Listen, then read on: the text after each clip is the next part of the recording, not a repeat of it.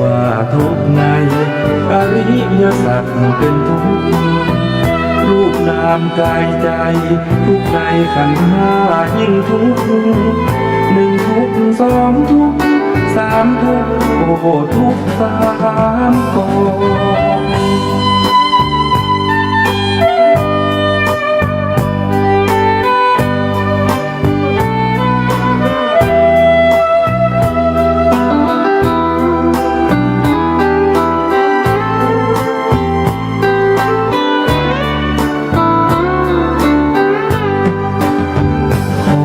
งความทุกข์เรียกทุกขลักษณะ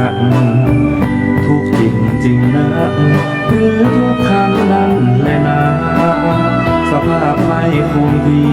เปลี่ยนไปตลอดเวลาคิดไปคิดมา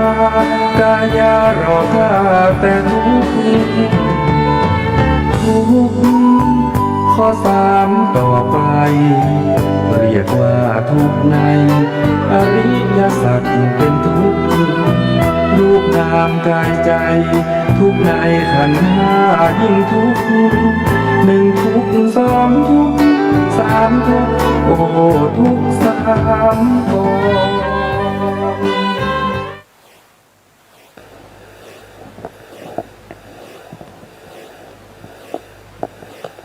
พุทธังสรณังกัจฉามิธัมมังสรณังกัจฉามิสังฆังสรณังกัจฉามิกราบนมัสการพระมหาเถระพระสังฆาธิการพระเถรานุเถระสวัสดีท่านผู้ฟังและผู้ชมทุกท่านที่ติดตามในรายการพระไตรปิฎกลอยฟ้าครั้งนี้เป็นครั้งที่130เราก็ยังไม่จบในเรื่องของศีลนะครับเราจะศึกษาต่อครั้งที่แล้วก็พูดถึงในเรื่องของธรรมทายาทนะครับเราจะธรรมศึกษาต่อ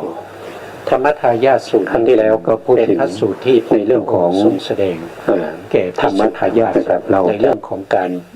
บริโภคปัจจัยทั้งสี่ซึ่งอยู่ในมัชฌิมนิกายมัชฌิมนิกายมัชฌิมมูลนาคนะครับในพระไตรปิฎกเล่มที่17ถ้าเป็นของชุด91เล่มมีทั้งอรรถกถาแล้วก็พระไตรปิฎกในเล่มเดียวกันนะครับก็จะอยู่ในนี้นะเป็นสุตตันตปิฎกมัชฌิมนิกายมูลปัญนาถนะจะอยู่หน้าที่202นะสูตรที่3ธรรมทายาทสูตรนะครับนี่ก็ให้พวกเราสามารถที่จะไปศึกษาเพิ่มเติมได้นะครับในพระสูตรนี้พระพุทธองค์ก็แสดงถึงการบริโภคปัจจัยทั้ง4พระพุทธองค์แสดงที่วัดพระเชตวันของอนาถบิณฑิกาเศรษฐีพระพุทธองค์ก็ตัดเรียกภิกษุทั้งหลายมาว่าพวกเธออย่าได้เป็นอามิสทายาทเลยถ้าเธอเป็นอามิสทายาทแล้วก็จะต้องถูกคอรหานินทานะครับโดยผู้รู้ทั้งหลายจะติเตียนได้นะขอให้พวกเธอจงเป็นธรรมทายาทของเราเถิดธรรมทายาทก็คือมีการใช้สอยปัจจัยทั้ง4ให้เป็นไปตามที่พระพุทธองค์ได้กำหนดไว้ในเรื่องของศีลในเรื่องของศีลทั้งหลายแล้วก็ให้พวกเธอเนี่ยมันศึกษาในการทำในการศึกษาในเรื่องของศีลสิกขาอย่างเงี้ยศึกษาว่าอะไรเป็นศีลนะศีลมีเท่าไหร่อะไรชื่อว่าศีลมีลักษณะที่จตุกายอย่างไรนะครับศีลมีกี่อย่างอะไรบ้างอย่างเงี้ยแล้วก็ศึกษาในส่วนที่เป็น อาทิจิตก็ศึกษาในเรื่องของสมถะกรรมฐานศึกษาในเรื่องของอารมณ์ของสมถะมีเท่าไหร่การประพฤติปฏิบัติสมถะเพื่อให้ได้ถึงอัปปนาฌานเนี่ยต้องทำยังไงอะไรเป็นอารมณ์ของสมถะแล้วก็อะไรเป็นผู้ที่ตามรู้ในเรื่องของอารมณ์ของสมถะแล้วก็ให้ศึกษาในเรื่องของอาทิจิตก็คือเรื่องของวิปัสสนาทั้งหลายเพื่อให้เข้าถึงความเป็นพระอริยะละทิ้งเสียซึ่งกามคุณทั้งหลายเข้าสู่ความเป็นพระอริยะบุคคลต่อไปนี่เป็นเรื่องของพระสูตรที่ชื่อว่าธรรมทายาสูตรอยู่ในมัชฌิมนิกายมัชฌิมปุณณะมัชฌิมมูลนานะครับเล่มที่17เล่มที่17จะอยู่หน้า202นะครับนี่ก็มาให้พวกเราดูเป็นตัวอย่างนะครับเราก็มาต่อในเรื่องของที่พระพุทธองค์ได้แสดงไว้นะครับว่าอันหนึ่งธรรมทายาทสูตรนี้เป็นเครื่องสาธกในอธิการนี้ก็คือหมายถึงว่าท่านก็ท่านในที่นี้หมายถึงพระพุทธโฆษาจารย์นะครับพระพุทธโฆษาจารย์เป็นผู้รจนาคัมภีร์วิสุทธิมรรคตอนนี้เราศึกษาคัมภีร์วิสุทธิมรรคอยู่เพราะฉะนั้นถ้าพูดถึงท่านก็ต้องหมายถึงพระพุทธโฆษาจารย์เป็นผู้รวบรวมเกี่ยวกับเรื่องของศีลสมาธิแล้วก็ปัญญาไว้ในวิสุทธิมรรคไว้ในวิสุทธิมรรคเราก็มาดูต่อท่านบอกว่านะครับที่ท่านนำมาสาธกหรือสาธยายอธิบายไว้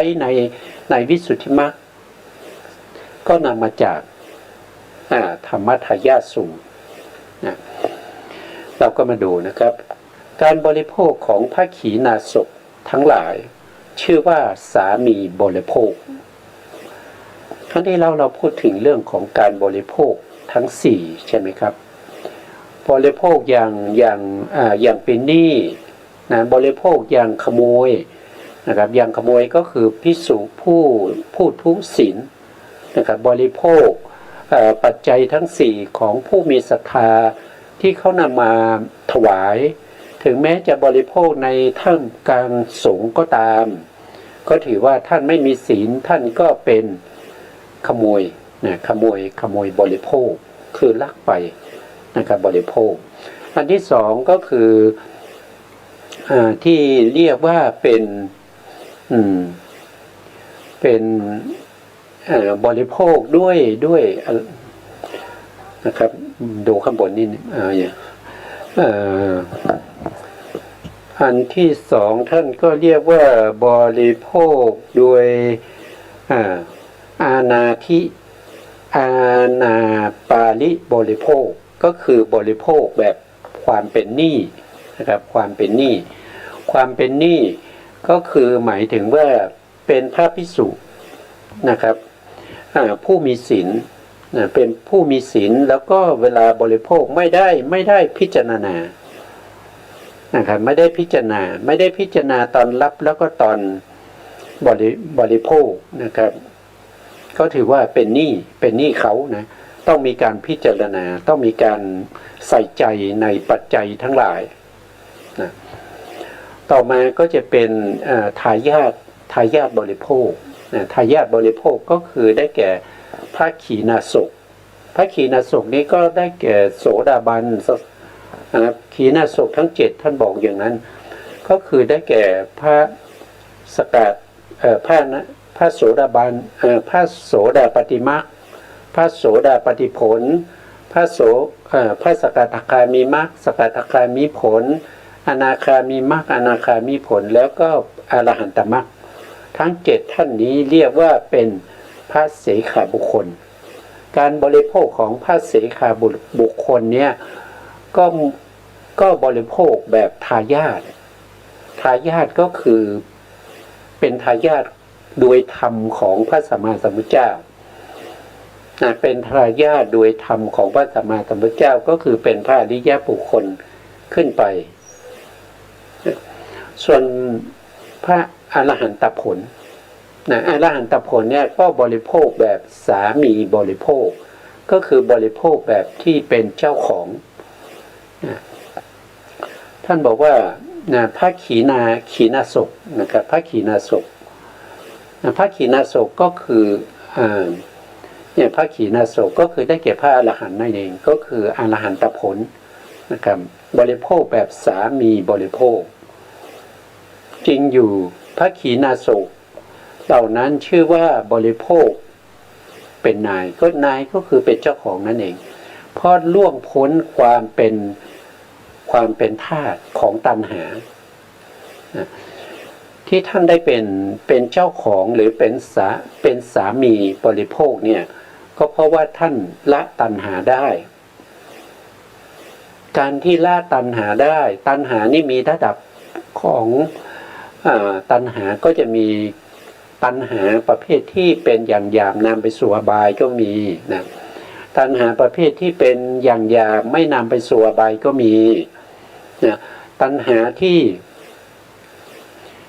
เป็นอย่างละเอียดนะเป็นอย่างละเอียดก็มีตัณหาประเภทที่ติดใจในภพชาตินะคือความเขาเรียกว่าภาวะตัณหาก็มี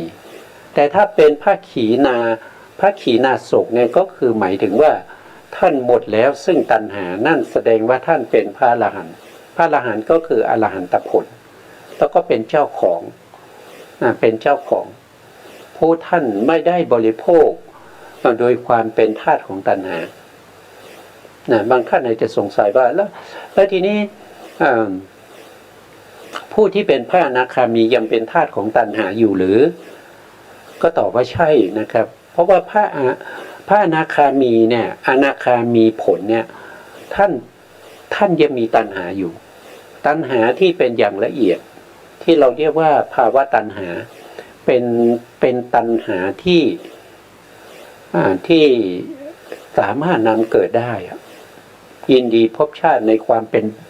ป็นพรหมยินดีในรูปฌานรูปฌานอย่างเงี้ย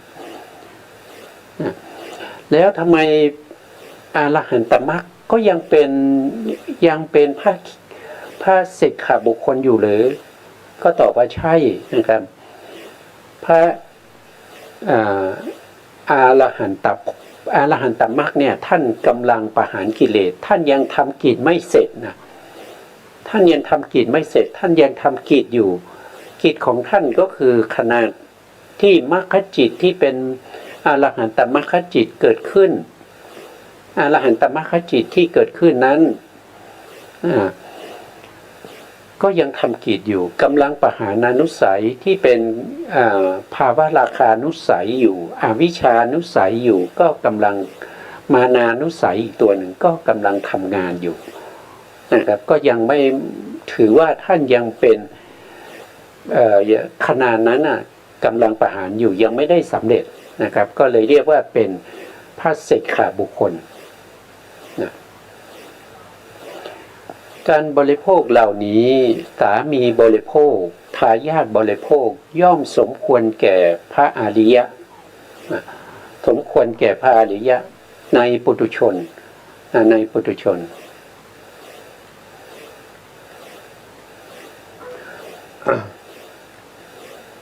ตรงนี้ผมไปติ๊กตรงนี้หมดแล้วนะครับพระอริยะและปุถุชนทั้งหมดอีนะบริโภคสมควรทั้งหมดในเถยะบริโภคไม่จำเป็นที่จะต้องพูดนะครับไม่จำเป็นที่จะต้องพูดเพราะว่าอันนี้คือบริโภคด้วยการ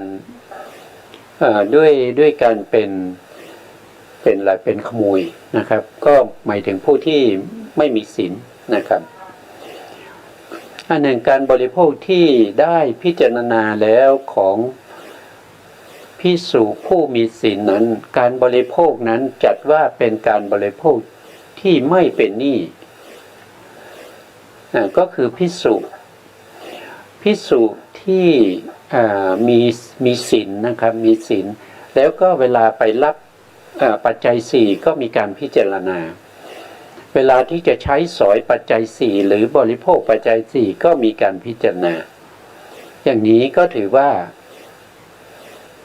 เป็นผู้ที่บริโภคโดยความไม่เป็นหนี้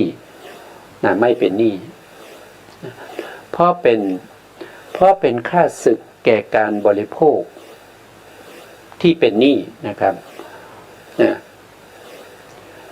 ทำไมบริโภคอันเป็นหนี้นะครับก็คือหมายถึงว่าการพิจารณาก่อนใช้ปัจจัยทั้งหลายเนี่ยเป็นค่าศึกต่อความเป็นหนี้ทั้งหลายหรือจัดว่าสงเคราะห์เข้าในทายาชะบริโภคนั้นแหละก็ได้นะครับหรือว่าบริโภคอย่างทายาทก็ได้นะครับเพราะว่าท่านมีศีลแล้วก็ในขณะที่ท่านบริโภคท่านก็ได้พิจารณานะครับจริงอยู่แม้ภิกษุผู้มีศีลก็ย่อมถึงซึ่งความนับว่าเป็นเสขะได้เหมือนกันอันนี้ท่านสงเคราะห์นะครับแต่ว่าโดยจริงแล้วว่าโดยจริงๆแล้วถ้าไม่ได้เป็นพระอริยบุคคลเนี่ยก็ยังไม่เข้าถึงความเป็นพระเสขะนะอย่างพวกเรานะครับหรือว่าพวกที่เป็นพระภิกษุที่มีศีลนะครับแต่เป็นปุถุชนเนี่ยก็ยังถือว่ายังไม่เข้าถึงพระเสขะยังเป็นบุคคลที่ยังไม่เข้าถึงบุคคลที่ควรศึกษาเสขะก็คือต้องศึกษาเรายังอยู่ในคล้ายๆว่าเราก็ยังอยู่ในส่วนที่เป็นอนุบาลอยู่ยังไม่เข้าถึงการที่จะเรียนรู้เกี่ยวกับเรื่องของวิชาการยังไม่ได้ไปฝึกอ่านหนังสือฝึกที่จะบวกเลขอะไรพวกนี้ยังเป็นฝากเลี้ยงง่ายๆพูดง่ายๆก็คือฝากเลี้ยงนะครับก็เป็นกำลังเริ่มต้นนะครับกำลังเริ่มต้นเพราะเป็นผู้ประกอบด้วยสิกขานะครับสิกขาก็คือหมายถึงว่าท่านเป็นบุคคลที่มีศีลในการบริโภคทั้งสี่อย่างนี้เพราะสามีบริโภคเป็นการบริโภคชั้นยอดเพราะว่าบริโภคอย่างเจ้าของอันภิกษุเมื่อปราลบถึงสามีบริโภคนั้นพึงพิจารณาด้วยวิธีพิจารณาอันมีประการดังกล่าวมาแล้วจึงบริโภคพึงยังปัจจยสันนิสิตศีลให้สำเร็จเถิดปัจจยสันนิสิตศีลก็คือการพิจารณา ปัจจัยทั้งสี่ไม่ว่าจะการพิจารณาในเรื่องของเครื่องนุ่งห่มทั้งหลายพิจารณาในเรื่องของอาหารทั้งหลายพิจารณาที่อยู่ที่อาศัยเสนาสนะพิจารณายารักษาโรคทั้งหลายคิลนาเภสัชนะครับอันนี้ให้สำเร็จเถิดท่านบอกว่าให้มันพิจารณาให้มันใส่ใจเมื่อเราจะใช้สอยปัจจัยสี่อย่าลืมพิจารณาก็แหละเมื่อภิกษุกระทำได้ดังกล่าวมานี้ย่อมจัดว่าเป็นกิจของกิจจการีผู้มีปกติทำกิจอะไรทำกิจในการพิจารณาปัจจัยทำกิจในการในศีลที่ชื่อว่าปัจจยสันนิสิตศีลสมด้วย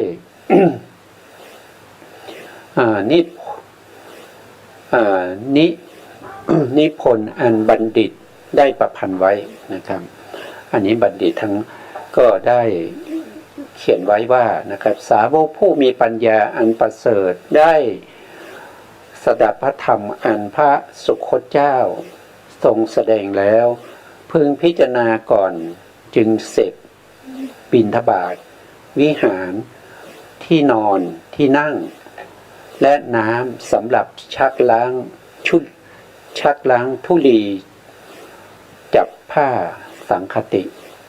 ก็คือหมายถึงว่าผ้าสังคตินี้มันเปื้อนฝุ่นนะครับก็ใช้น้ำที่จะไปซักไปกำจัดฝุ่นนั้นก็ต้องมีการพิจารณานะไม่ใช่เรื่องง่ายๆนะครับเนี่ยแม้กระทั่งจะใช้น้ำเนี่ยก็ยังต้องมีการพิจารณาเพราะเหตุนั้นแหละภิกษุจึงเป็นผู้ที่ไม่ติดปัจจัยธรรมเหล่านั้นคือบิณฑบาตที่นอนที่นั่งและน้ำสำหรับซักล้างธุลีอันจับผ้าสังคติเหมือนหยาดน้ำไม่ติดบนไม่ติดในใบบัวฉะนั้นถ้ามีการพิจารณาใส่ใจก็ไม่เข้าไปติดในปัจจัยเหล่านั้นด้วยตัณหาด้วยมานะด้วยทิฏฐิทั้งหลายภิกษุนั้นครั้นได้อาหารโดยการอนุเคราะห์จากผู้อื่นตามการแล้วพึงเป็นผู้มีสติตั้งมั่นติดต่อกันไปรู้จักประมาณของเคี้ยวของฉันและของลิ้นเลียเป็นลิ้นเลียทั้งหลายเหมือนกับคนไข้รู้จักประมาณในการทาแผลและพอกแผลฉะนั้นนี่ก็ท่านก็ได้เขียนไว้นะ ภิกษุพึงเป็นผู้ไม่หลงติดฉันอาหารเพียงพอยังอัตภาพให้เป็นไปเหมือนกับมารดาบิดากินเนื้อบุตรในทางกันดารและเป็นเหมือนพ่อค้าเกวียนหยอดน้ำมันเผาเกวียนฉะนั้นอันหนึ่งให้ความเป็นผู้กระทำปัจจยสันนิสิตศีลนี้ให้บริสุทธิ์นักศึกษาพึงเล่าเรื่องของ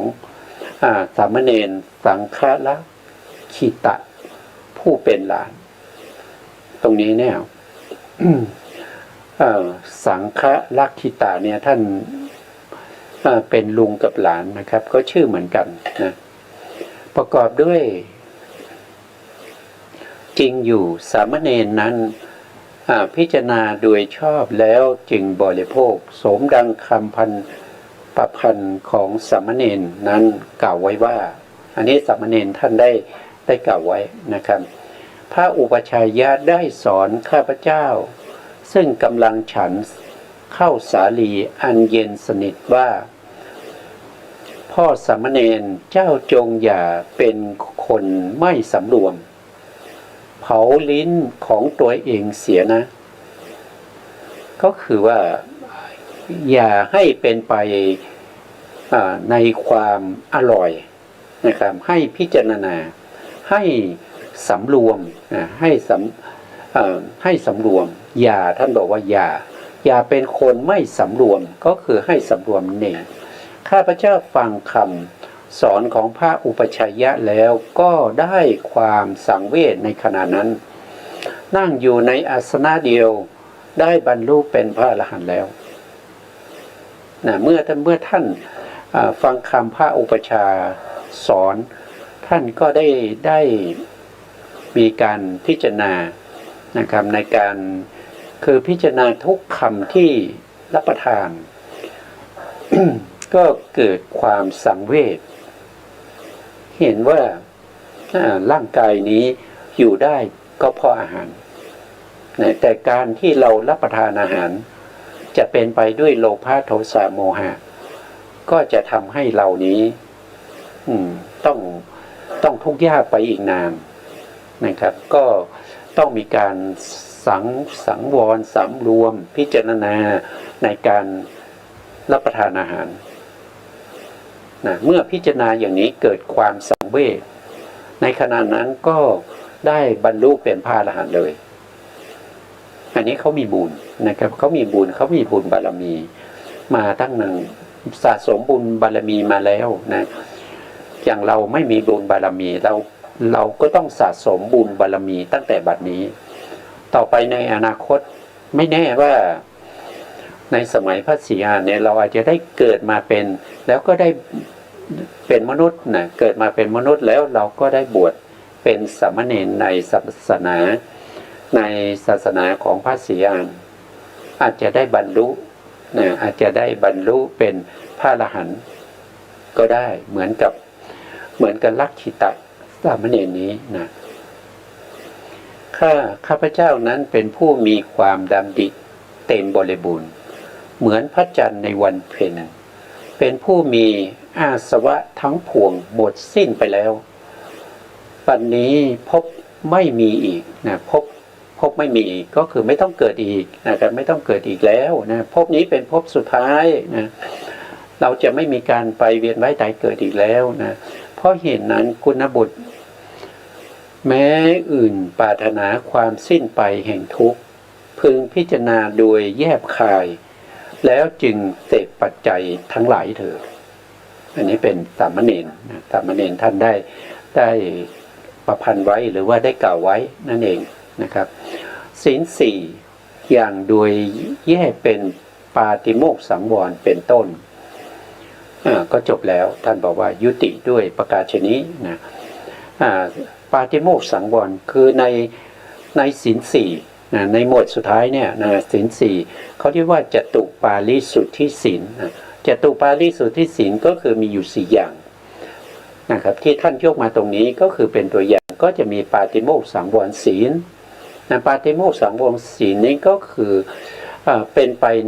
ในตัวเจตนามีความจงใจในการที่จะเว้นจากศีลที่เป็นที่เรียกว่าวาลิตศีลนะครับแล้วมีเจตนาตั้งใจสมทานข้อประพฤติปฏิบัติที่เป็นข้อวัดที่เรียกว่าจารีตศีลอันนี้ก็คือเป็นปาติโมกข์เป็นปาติโมกข์สังวรคือข้อที่หนึ่งในจตุปาริสุทธิศีลในข้อที่สองนั้นก็คือได้แก่อินทรีย์สังวรศีลอินทรีย์สังวรศีลก็คือได้แก่การสำรวมในเรื่องของอินทรีย์เรียกว่าจักขุนทรีย์คือการเห็นคานินทรีย์ก็คือการได้กลิ่นโสตินทรีย์ก็คือการฟังเสียงแล้วก็ชิวหินทรีย์ก็คือการรู้รสแล้วก็กายินทรีย์ก็คือการถูกต้องสัมผัสสิ่งเหล่านี้เป็นอินทรีย์เป็นใหญ่เป็นผู้ปกครองในการเห็นในการได้ยินในการได้กินในการรู้รสในการได้ถูกต้องสัมผัสแล้วก็ต้องมีการสังวรสำรวมก็คือปิดกั้นอกุศลไม่ให้เข้ามาในใจเห็นแล้วทำยังไงไม่ให้เกิดอกุศลเห็นแล้วให้เป็นไปในกุศลธรรมทั้งหลายอันนี้คืออินทรีย์สังวรศีลแล้วต่อมาก็เป็นอาชีวปาริสุทธิศีลอาชีวปาริสุทธิศีลก็คือการแสวงหาโดยชอบธรรมไม่ว่าการแสวงหาด้วยการบิณฑบาตจะชอบทำได้อย่างไรในขณะที่เข้ามาใส่บาตรหรือว่าเขาน้อมเอาปัจจัยสี่มาถวายก็ต้องมีการพิจารณาเมื่อมีการพิจารณาก็น้อมไปสู่ในศีลข้อที่สี่นั่นก็คือปัจจยสันนิสิตศีลที่เป็นไปในปัจจัยทั้งสี่แล้วปาติโมกข์สังวรศีลนี้สำเร็จได้ด้วยศรัทธานะครับอย่าศรัทธาถ้าเป็นอินทรีย์สังวรก็สำเร็จด้วยตัวสติถ้าเป็นอาชีวปาริสุทธิศีลก็สำเร็จได้ด้วยวิริยะแล้วก็ปัจจยสันนิสิตศีลก็สำเร็จได้ด้วยปัญญาอันนี้ก็จบนะสรุปแล้วก็จบในเรื่องของจตุปาริสุทธิศีลสี่นะครับศีลสี่อย่างนะครับจบแล้ว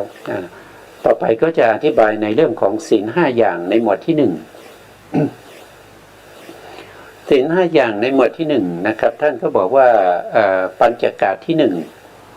ของส่วนที่จัดว่าเป็นศีลห้าอย่างนักศึกษาพึงทราบอธิบายโดยแยกเป็นอานุสัมปันศีลนะครับอันนี้ก็คือศีลของสามเณรกับสามเณรดี เพราะว่ามีอะไรมีที่สุดก็คือนับได้10 ข้อนะครับหรือว่าเป็นศีลของอุบาสกที่อยู่วัดก็เป็นคนวัดก็จะมีศีล8อย่างเนี้ยถ้าเป็นศีลของฆราวาสทั่วไปก็เป็นศีล5นี่ก็จะเรียกว่าอนุสัมปันนศีลอนุสัมปันนศีลก็แหละพระธรรมเสนาบดีกล่าวไว้ในคัมภีร์ปฏิสัมภิธามัคคัมภีร์ปฏิสัมภิธามัคเนี่ยเป็นคัมภีร์ที่ปฏิสัมภิธาเนี่ยก็คือเป็นคัมภีร์ที่เข้าถึงความบริสุทธิ์เข้าถึงความบริสุทธิ์มีปฏิสัมภิธาเนี่ยก็คือมีอยู่4อย่างนะครับนั่นก็คือได้แก่ธรรมะปฏิสัมภิธารู้ในเรื่องของผลเรื่องของผลอัฏฐปฏิสัมภิธาก็รู้ในเรื่องของเหตุนะแล้วก็นิรุตติปฏิสัมภิธาก็รู้ในเรื่องของภาษานะแล้วก็มีอีกอันหนึ่งก็คือปฏิภาณะปฏิสัมภิธาก็คือมีปฏิภาณคิดได้ทันต่อเหตุการณ์คือเป็นคัมภีร์ที่ทำให้แตกฉานเป็นหรือว่ามรรคนี่เป็นทางใช่ไหมครับหรือเป็นหนทางนำไปสู่ความแตกฉานในปฏิสัมภิธาทั้ง4นี่เป็นคัมภีร์ดังนี้นะครับปริยันตศีลเป็นอย่างไรศีลของอนุสัมปันทั้งหลายผู้มีสิกขาบทเป็นที่สุดนี้จัดเป็นปริยันตปาริสุทธิศีลอันนี้เป็นปริยันตปาริสุทธิศีลคือศีลที่มีที่สุดมีที่สุดต่อมาก็จะเป็นปริยันตะเมื่อกี้เป็นปริยันตะนะครับอันนี้ก็เติมมาก็เป็นปริยันตะปาริสุทธิศีลศีลของอุสัมปันนะครับอันนี้คือหมายถึงพระภิกษุและก็ภิกษุณีทั้งหลายผู้มีสิกขาบทไม่มีที่สิ้นสุดก็จัดเป็นปาริยันตะปาริสุทธิศีล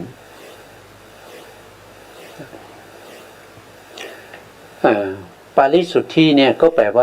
ว่าศีลที่บริสุทธิ์นะศีลที่บริสุทธิ์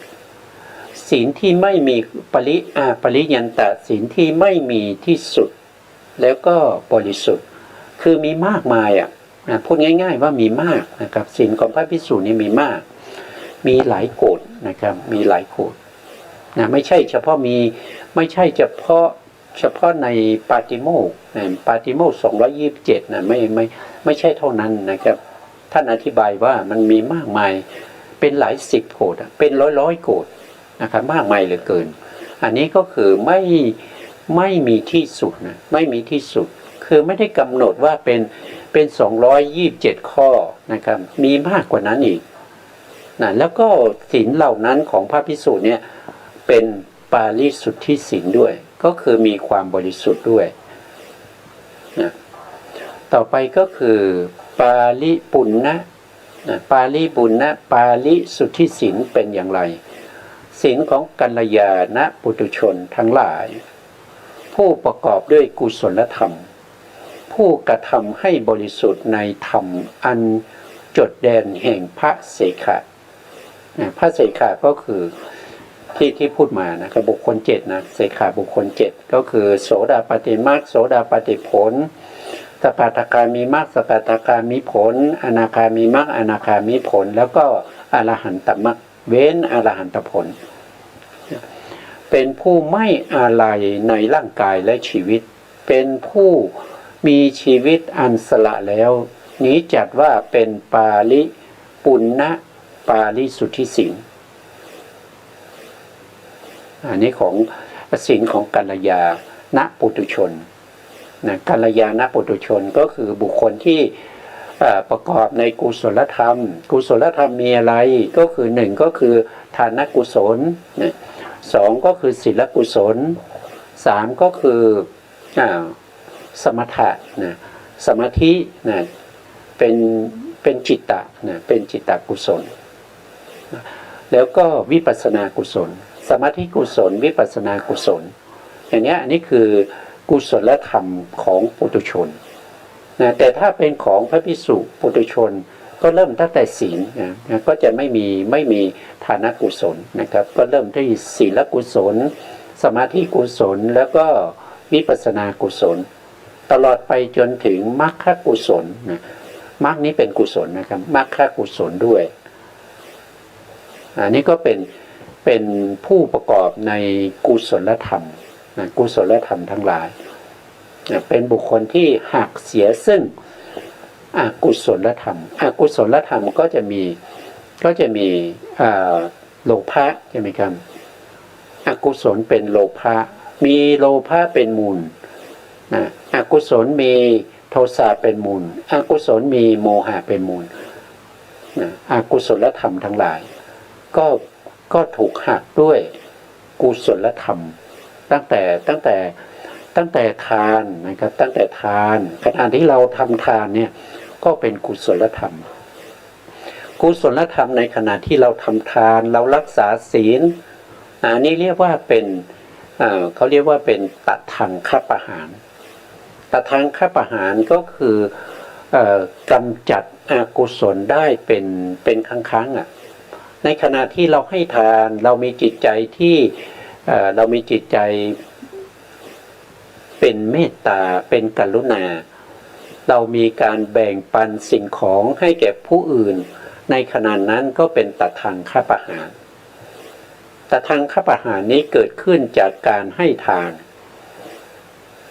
ในขณะที่เราใส่บาตรนะครับก็เป็นตัดทางฆปหารเหมือนกันนะในขณะที่เรารักษาศีลการรักษาศีลก็มีตั้งแต่มีการสมาทานใช่ไหมครับสมาทานศีลมีเจตนาในการที่สมาทานว่าเราตั้งแต่นี้ไปนะครับเราจะเป็นบุคคลที่ไม่ฆ่าสัตว์เราจะไม่ฆ่าสัตว์เราจะไม่ลักทรัพย์เราจะไม่ประพฤติผิดในกามเราจะไม่กล่าวคำเท็จกล่าวคำส่อเสียดกล่าวคำหยาบคายกล่าวคำเพ้อเจ้อเราจะไม่ดื่มสุราเราจะของมึนเมานะครับยาเสพติดทั้งหลายเราจะงดเว้นนั่นก็เป็นศีลนะศีลก็เป็นกุศลธรรมเหมือนกันศีลที่เป็นกุศลธรรมก็ประหารอกุศลธรรมด้วย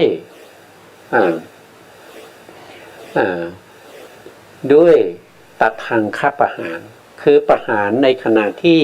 เราสมาทานข้อที่หนึ่งเราสมาทานอยู่ก็มีศีลใช่ไหมครับหลังจากเราสมาทานไปแล้วถ้าเราคิดถึงศีลเราคิดถึงศีลยังไงก็คือเวลาที่เราเห็นอะไรเราเห็นสัตว์เราเห็นสุนัขนะครับหรือว่าเราเห็นนกเราเห็นหอยที่อยู่ตามพื้นดินเนี่ยที่มีเป็นสิ่งมีชีวิตเราก็คิดว่าหอยนี้เป็นศีลของเราเป็นอะไรเป็นปานาการงดเว้นจากการฆ่าหอยนะเป็นศีลของเราเห็นหอยก็เป็นศีลเห็นสุนัขก็นึกถึงศีลนะครับนึกถึงศีลว่าเราไม่ฆ่าสุนัขเราไม่เบียดเบียนสุนัขเราไม่ตีมันเราไม่ แต่ทำร้ายมันอย่างนี้ก็เป็นตัดทางคประหารอันนี้ก็เป็นศีล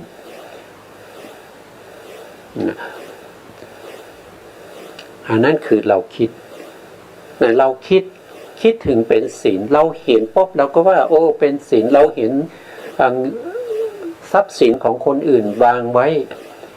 เราเห็นปุ๊บว่านี่คือศีลของเรา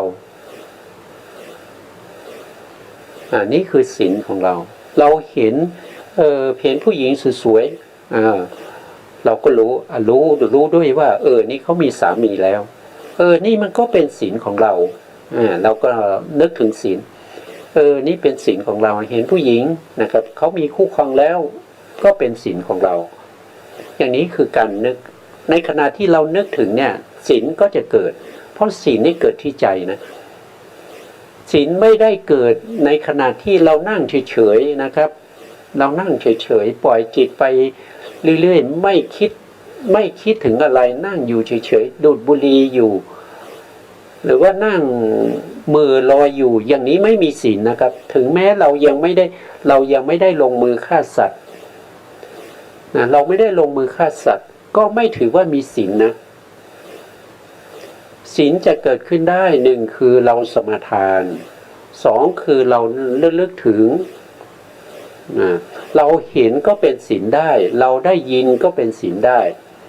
เราได้ยินใช่ไหมครับเราได้ยินเราได้ยินเขาพูดกันนะครับได้ยินเสียงผู้หญิงเสียงผู้หญิงกำลังคุยกันอยู่ฟังแล้วก็เพราะฟังแล้วก็อยากจะเข้าไปพูดด้วยอย่างเงี้ยเราก็ว่าเสียงนี้มันเป็นศีลของเรานะครับเราไม่เลยที่เขากำลังพูดอยู่เนี่ยเขาอาจจะพูดกับอะไรพูดกับสามีพูดกับคู่ครองอย่างเงี้ยเสียงนี้ก็เป็นศีลของเราอย่างเงี้ยเมื่อเราได้กลิ่นได้กลิ่นน้ำหอมเราก็นึกถึงศีลของเราว่าน้ำหอมเนี่ยก็เป็นศีลของเราเราไม่ได้คิดที่จะหยิบเอาน้ำหอมของคนอื่นนั่นก็เป็นศีลของเราเวลาเรารับประทานอาหารใช่ไหมครับก็อร่อยเราก็ต้องมีการพิจารณาเหมือนกับกินเนื้อบุตรอย่างนี้ก็เป็นศีลใช่ไหมก็เป็นศีลเราจะสวมใส่เสื้อผ้าเราก็คิดว่าเสื้อผ้านี้เราใส่ไปเพื่อบรรเทาความหนาวเพื่อบำบัดความร้อนเพื่อป้องกันเหลือกยุงลมแดดและสัตว์เลื้อยคลานทั้งหลายเพื่อปกปิดอวัยวะอันก่อให้เกิดความละอายเนี่ยมันก็เป็นศีลของเรามันเป็นศีลของเราไม่ว่าเราจะอยู่ตรงไหนยังไงถ้าเรานึกถึงศีลเรามีการพิจารณาถึงปัจจัยที่จะใช้ศีลก็จะเกิดแล้วศีลเมื่อเกิดขึ้นก็จะทำลายเสียซึ่งอกุศลธรรมด้วยตะทังคประหารก็คือประหารได้เป็นครั้งในขณะที่เราคิดถึงศีล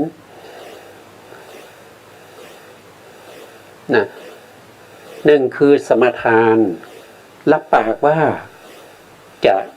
งดเว้นจากการฆ่าสัตว์อะไรพวกนี้อันนี้ศีลเกิดสองมีการคิดถึงศีลอันนั้นศีลก็เกิดไม่ว่าเราจะเห็นจะได้ยินจะได้กลิ่นได้รสได้สัมผัสนึกคิดก็เป็นศีลได้หมดเลยแล้วสามก็คือในขณะที่เรางดเว้นในขณะที่เรางดเว้นเรากำลังจะตบยุงกำลังกัดยุงกำลังบินมาแล้วก็มาเกาะที่แขนของเราแล้วก็กำลังกัดเราอยู่รู้สึกปวดปกติแล้วเราก็จะตบเลยใช่ไหมครับแต่พอเรากำลังเหลียวไปกำลังเห็นว่าเป็นยุงยกมือขึ้นจะตบก็นึกถึงศีลได้ว่าเราสมาทานศีลงดเว้นจากการฆ่าสัตว์เพราะฉะนั้นเราก็ไม่ตบมันก็ไล่มันไปนะครับไล่มันไปอย่ามากัดไม่ทำร้ายมันเพียงแต่ไล่ให้มันไปนะครับอย่างนี้ก็ศีลก็เกิด นะศีลที่เกิดขึ้นเหล่านี้ก็เกิดจากที่ใจอ่ะถ้าใจเรานึกน้อมไปอ่ะศีลนั้นก็จะเกิดตอนเราสมาทานก็มีตัวเจตนาเป็นตัวเป็นประธานนะเจตนาที่เกิดในจิตของเราเขาเรียกว่าเป็นเจตนาศีลเป็นเจตนาศีลอย่างเงี้ยในขณะที่เรางดเว้นก็เป็นเจตสิกศีลในขณะที่เรามีการปิดกั้นก็เป็นสังวรศีลอย่างนี้มันในศีลเกิดขึ้นมากมายเพราะฉะนั้นแต่ละวันถ้าเรามีการถ้ารู้วิธีการเนี่ยเราก็สามารถที่จะทำให้จิตของเราเนี่ยเป็นไปกับกุศลธรรมได้นะเป็นไปกับกุศลธรรมตลอดทั้งวันได้อยู่นะครับบุคคลนี้นะครับเขาเป็นบุคคลที่ไม่เขารักษาศีลยิ่งกว่าชีวิตเหมือนกับจามรีรักษาขนหางแม้ติดอยู่ในที่ใดก็ไม่ยอมทำให้ขนหางของตัวเองเสียไปยอมตายอยู่ในที่นั้นจามรีนี่ก็เหมือนกับเนื้อเหมือนกับเก้งเหมือนกับกวางนะครับแต่เขามีหางที่สวยเขารักขนหางเขามากเวลาไปที่ไหนนะครับขนหางไปติดอยู่ที่ไหนเนี่ยเขาจะไม่ยอมขยับเขาไม่ต้องการให้ขนหางของเขาเนี่ยเสียไปเพราะฉะนั้นผู้รักษาศีลก็ต้องประพฤติปฏิบัติเหมือนกับจามรีรักษาขนหางฉะนั้นนี่ก็เป็นบุคคลที่เรียกว่าเป็นกัลยาณปุถุชนผู้ประกอบในกุศลธรรมเป็นผู้ทำให้บริสุทธิ์ในธรรมอันจดแดนของพระเสขะเป็นผู้ไม่อะไรในร่างกายและชีวิตเป็นผู้มีชีวิตสละแล้วนี้จัดเป็นปาริปุณณปาริสุทธิศีลต่อไปอัปปลามัฏฐปาริสุทธิศีลเป็นอย่างไรศีลของพระเสขบุคคลทั้งเจ็ดนี่รู้อยู่แล้วพูดหลายครั้งนะทั้งเจ็ดนะครับจัดเป็นอัปปลามัฏฐปาริสุทธิศีลก็คือรายละเอียดเนี่ยเขาก็จะมีในปฏิสัมภิทามรรคนะครับรายละเอียดเดี๋ยวเราไปศึกษาในปฏิสัมภิทามรรคนะครับปฏิสัมภิทามรรคเพราะว่าข้อความเหล่านี้เนี่ยท่านพุทธโฆษาจารย์เนี่ยท่านนำมาจากปฏิสัมภิทานะครับเราไปเลยนะเรามาดูนะครับเรามาดูในเรื่องของศีลมัยญาณนะครับมาจากคัมภีร์ไหนก็มาจากพระไตรปิฎกนะครับพระไตรปิฎกอัตถกถานะครับในคุตกนิกายนะคุตกนิกายปฏิสัมภิทามรรคอันนี้เป็นพระไตรปิฎกนะครับแล้วจะเป็นชุด91เล่มนะครับของมหามกุฏราชวิไลก็จะอยู่ประมาณอยู่หน้าที่511ท่านก็จะพูดถึงเรื่องของศีล5ประเภทเหมือนกันเรื่องของศีล5ประเภทเหมือนกันนะครับก็คือปริยันตศีลปริยันตปาริสุทธิศีลศีลคือความบริสุทธิ์มีส่วนสุดอันนี้มีส่วนสุดก็เป็นศีลของสามเณรและสามเณรดีมีศีล10ของอุบาสกอุบาสิกาก็มีศีล8ถ้าเป็นของฆราวาสก็เป็นศีล5ปริยันตปาริสุทธิศีลศีลคือความบริสุทธิ์ไม่มีที่สุดอันนี้เป็นศีลของพระภิกษุเป็นศีลของพระภิกษุไม่มีที่สุดมีมากมายนะครับมีมากมายที่กล่าวไปนะแล้วก็มีปาริปุณณปาริสุทธิศีลศีลคือความบริสุทธิ์เต็มรอบเดี๋ยวจะมีคำอธิบายต่อนะครับต่อมาก็ อัปปลามัฏฐปาริสุทธิศีลอัปปลามัฏฐปาริสุทธิศีลคือศีลที่บริสุทธิ์ไม่มีทิฏฐิจับต้องนะครับก็ได้มานะครับที่เมื่อกี้เราพูดถึงข้อนี้นะเนี่ยอัปปลามัฏฐอัปปลามัฏฐปาริสุทธิศีลท่านไม่ได้อธิบายไว้ตรงนี้เราก็มาได้ข้ออธิบายตรงนี้แล้วนะครับในพระไตรปิฎกนะครับก็ถึงบางอ้อนะครับคือศีลที่ไม่มีทิฏฐิจับต้องทิฏฐิคืออะไรทิฏฐิก็คือความเห็นในที่นี้ก็คือหมายถึงว่าความเห็นผิดนะครับความเห็นผิดที่เกี่ยวกับสัสตทิฏฐิอุเฉททิฏฐิสักกายทิฏฐิทิฏฐิ62อะไรพวกนี้นะครับที่มีความเห็นที่เกี่ยวข้องกับศีลแล้วก็ไปยึดถือความเห็นผิดๆเหล่านั้นอันนี้เรียกว่าเป็นอัปปมัฏฐปาริสุทธิศีลต่อไปนะครับปฏิปัสสธิปาริสุทธิศีล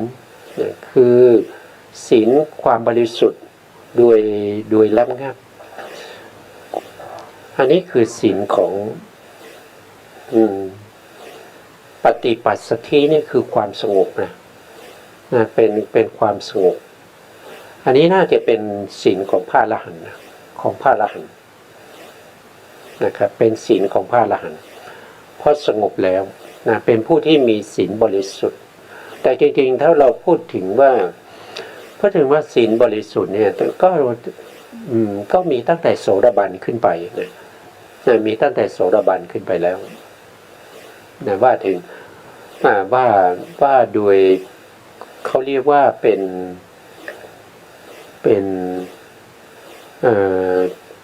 ็นศีลของพระโสดาบันที่บริสุทธิ์ปิดอบายนะครับไม่ต้องไปเกิดในอบายอีกแต่นี่เป็นของพระอรหันต์นะครับเพราะคือเป็นศีลที่มีความบริสุทธิ์โดยลักงับในศีล5ประการนี้ปริยันตะปาริสุทธิศีลเป็นไฉนปริยันตะปาริสุทธิศีลนี้ของอนุสัมปันผู้มีสิกขาบทมีที่สุดอันนี้ก็ผ่านมาเมื่อกี้นะครับปริยันตะปาริสุทธิศีลเป็นไฉนปริยันตะปาริสุทธิศีลเป็นของอุสัมปันผู้มีสิกขาบทไม่มีที่สุดปาริปุณณปาริสุทธิศีลเป็นไฉนปาริปุณณปาริสุทธิศีลนี้ของกัลยาณปุถุชนผู้ประกอบด้วยกุศลธรรมผู้กระทำให้บริสุทธิ์ในธรรมอันเป็นที่สุดของพระสิกขาผู้ไม่มีความอะไรในชีวิตเป็นผู้สละชีวิตแล้วอัปปมัฏฐปาริสุทธิศีลเป็นไฉนอัปปมัฏฐปาริสุทธิศีลของพระสิกขา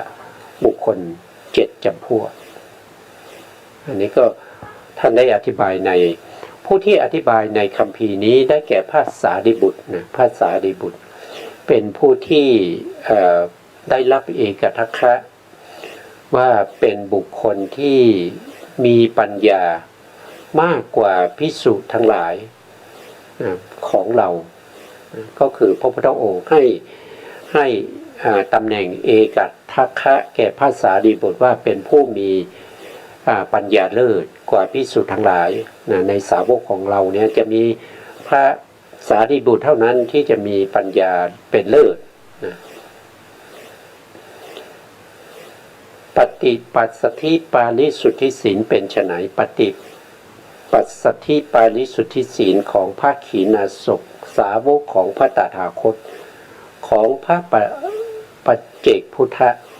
และของพระตถาคตอรหันตสัมมาสัมพุทธเจ้าปฏิปัสสธิปาริสุทธิศีลนะครับก็คือเป็นของ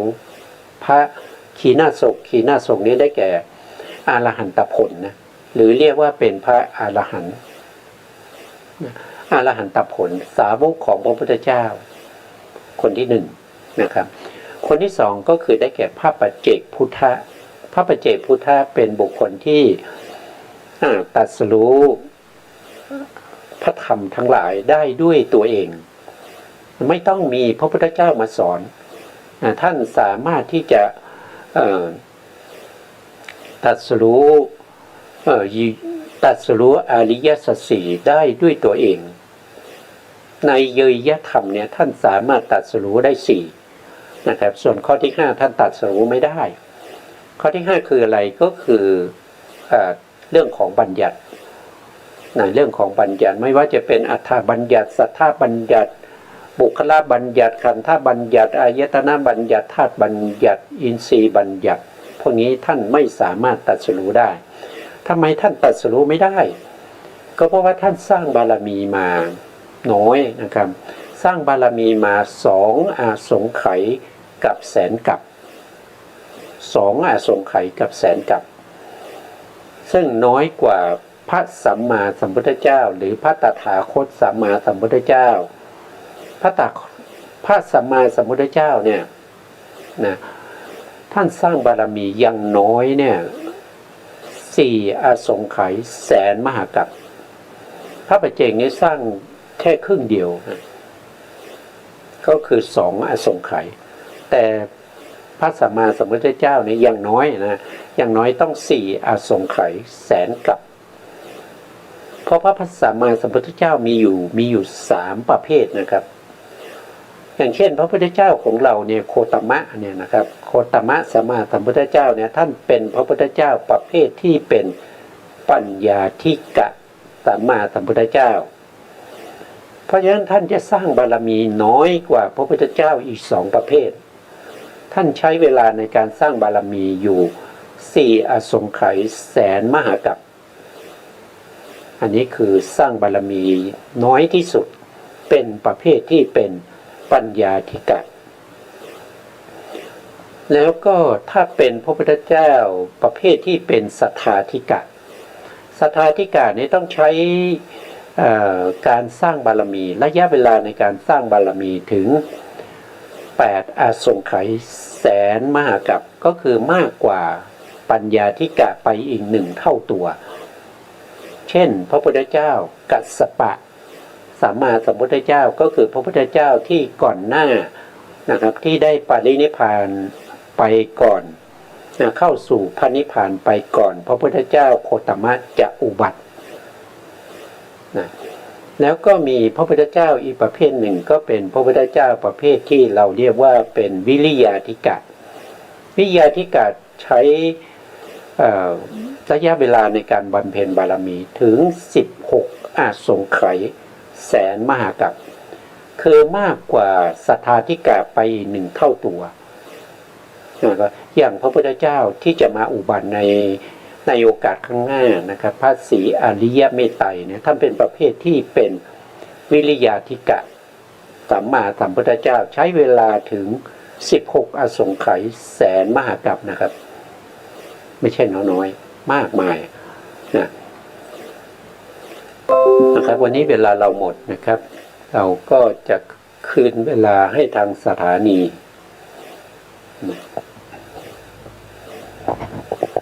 สุดท้ายนี้ขอกราบขอบคุณพระครูสมุทรวิสุวัฒน์วรกิจโจผู้อำนวยการสถานีวิทยุเพื่อการศึกษาพระพุทธศาสนาและวัฒนธรรม FM 104.5 เมกะเฮิรตซ์วัดฝายหินจังหวัดเชียงใหม่และขอกราบขอบพระคุณพระครูปริยัติยานุศาสตร์ขอบคุณท่านผู้ฟังและผู้ชมทุกท่านที่ติดตามในรายการพระไตรปิฎกลอยฟ้าพบกันใหม่ในโอกาสต่อไปครับวันนี้ลาไปก่อนครับสวัสดีครับ